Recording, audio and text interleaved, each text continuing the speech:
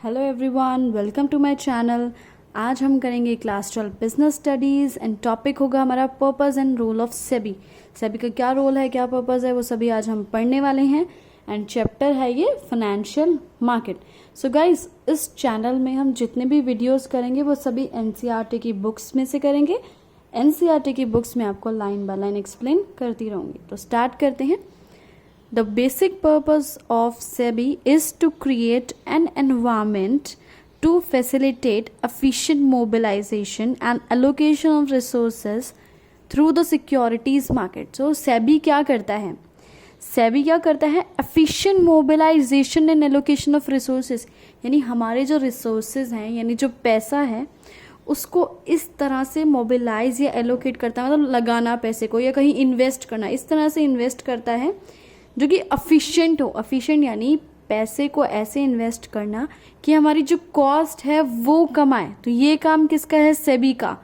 ठीक है, कि सिक्योरिटीज़ मार्केट में हम जितना भी पैसा इन्वेस्ट करते हैं उसके जो खर्चे होते हैं पैसा इन्वेस्ट करने के, वो बहुत अफिशिएंट तरीके से यानी कम कॉस्ट में हो जाए सारा काम। It also aims to stimulate competition and encourage innovation. और इसका क्या एम है, क्या ये करता है कि कंपटीशन बना रहे, इनोवेशन को भी एनकरेज करने से इधर मतलब है, मतलब नई नई टाइप की कंपनीज जो है इसमें आकर पार्टिसिपेट करें। This environment includes rules and regulations. अभी ये बात कर रहे हैं एनवायरमेंट की। एनवायरमेंट यानी किसका? सेबी का। मतलब इसके एनवायरमेंट में क्या क्या चीज़ें आती हैं? Rules and regulations. एनवायरमेंट से मतलब है कि ऐसी क्या चीज़ें हैं जिससे सेबी के रोल में कुछ फ़र्क पड़ता है, उसके फंक्शंस में कुछ फ़र्क पड़ता है। देखो, रूल्स एंड रेगुलेशंस चेंज होंगे तो सेबी का जो रोल है या फिर उसका जो फंक्शन परफॉर्म करता है वो भी चेंज हो गए, है ना।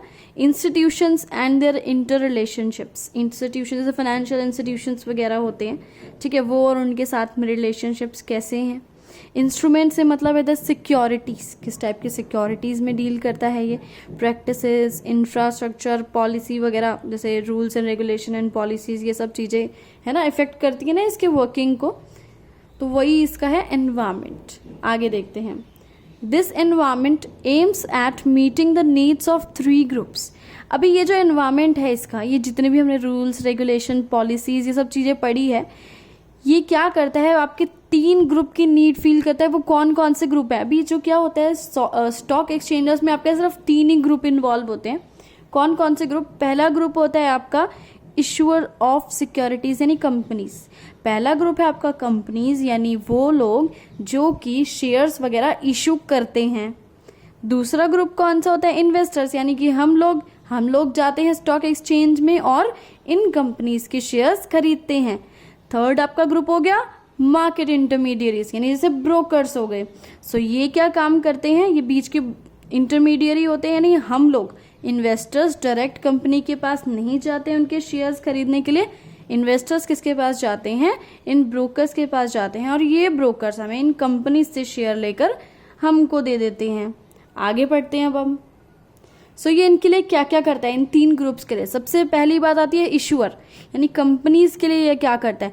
कंपनीज के लिए ये क्या करता है? प्रोवाइड अ मार्केट प्लेस, यानी एक ऐसी मार्केट प्रोवाइड करता है जिससे कि ये कंपनीज क्या करती हैं? रेज फाइनेंसेस, यानी पैसा रेज करती हैं, पैसा उठाती हैं। कंपनी अपने जो है पैसा लेके आती है अपने कंपनी में।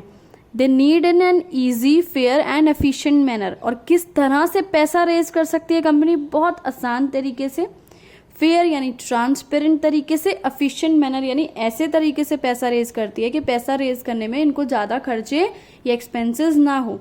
अब ये बात होगी कंपनी की। अब इन्वेस्टर के लिए ये क्या करती है? इन्वेस्टर के लिए क्या करेगी? Protection of their rights and interest. ये कोशिश करती है कि जो आपके इन्वेस्टर हैं, यानी हम लोग हैं जो पैसा इन्वेस्ट करते हैं शेयर मार्केट में, हम लोगों का पैसा, प्रोटेक्शन से इधर मतलब है किसी से ऐसे नहीं बचाना कि कोई मार पीट रहा है। प्रोटेक्शन से मतलब है कि हमारा जो पैसा है वो सेफ रहे, उसके साथ कुछ फ्रॉड ना हो, हमारा पैसा डूब ना जाए शेयर मार्केट में जाने के बाद।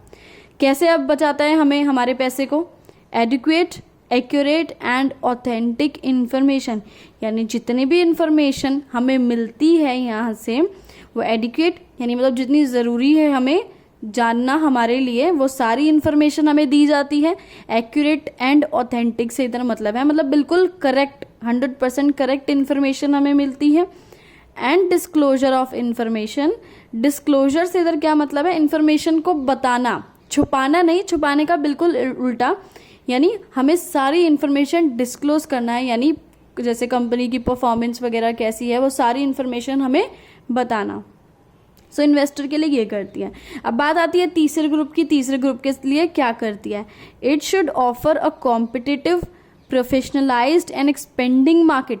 ये इंटरमीडियरीज को, बीच के जो ब्रोकर्स होते हैं, उनको एक कॉम्पिटिटिव और प्रोफेशनल मार्केट प्रोवाइड कराती है, ऐसी मार्केट जो एक्सपेंड हो रही है, ग्रो हो रही है, ठीक है, जहाँ पे प्रॉपर इंफ्रास्ट्रक्चर है ताकि वो बहुत अच्छे से बेटर सर्विसेज दे पाएँ अपने इन्वेस्टर्स को भी और इश्यूअर्स को भी।